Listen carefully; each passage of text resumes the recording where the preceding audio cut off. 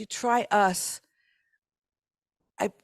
it's going to not trigger some of the power over struggles of church, where again it's a one-way conversation, but Yeah. you can sit and you can overhear these other conversations, and it's going to rebuild your trust, rebuild your doubts that may have been smashed Yes. because of a bad church experience. That is very true. Thank you so much. Thank you. So, thank you so much. Those were words of wisdom that we've been listening to and hearing you say to us.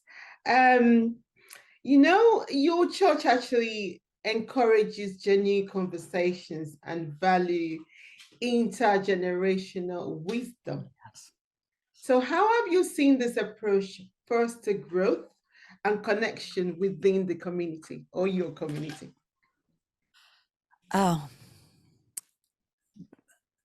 this is probably one of my favorites. Right. Again, world's oldest youth pastor. Mhm. This is what I know.